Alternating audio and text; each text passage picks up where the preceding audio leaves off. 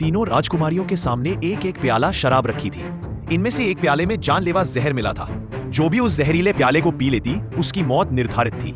ऐसे भयानक चुनाव के सामने तीनों राजकुमारियां घबराई और हिचकिचाने लगी। रानी बनकर उन्हें अनंत वैभव, ऐश्वर्य और सुख मिल सकता था, लेकिन अगर जान ही चली जाए तो वह ताज किसी काम का नहीं। राजा ने उनकी दुविधा समझ ली। उसने घोषणा की, जो चाहे प्रतियोगिता से बाहर जा सकती है, उसे कोई दंड या हानि नहीं होगी। थोड़ी देर सोचने के बाद मिस्र की देवी अन्नपूर्णा सबसे पहले आगे बढ़ी। राजा ने उसे रोका नहीं। वह बोला, जिसमें हिम्मत नहीं वह रानी बनने के लायक भी नहीं। अब केवल दो दावेदार बची, सेंट पॉल की राजकुमारी ललिता और गरीब घर की साधारण लड़की सुंदरी। दोनों ने तय कर लिया कि अब पीछे नहीं हटेंगी।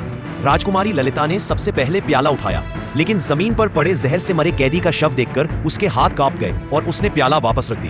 राजा कुछ कह पाता उससे पहले ललिता ने चाल चली। बोली, महाराज, क्यों ना सुंदरी पहले चुने।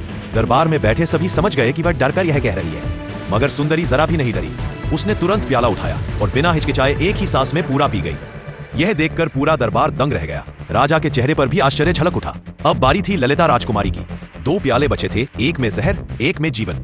वह बहुत देर तक सोचती रही, फिर कांपते हाथों से दाएं वाला प्याला उठाया, लेकिन जैसे ही प्याला होठों तक पहुंचा, वह डर से रो पड़ी और प्याला नीचे रख दिया।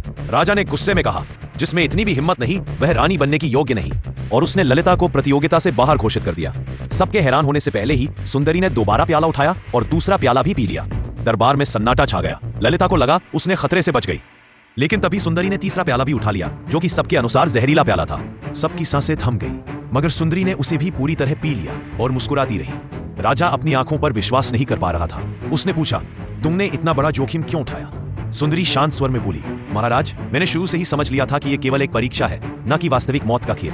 इन तीनों प्यालों में जहर था ही नहीं। जैसे ही उसने कहा, वही कैदी जो पहले जहर से मरा दिखाया गया था अचानक खड़ा हो गया। सच्चाई सामने थी। यह सब राजा की परीक्षा थी।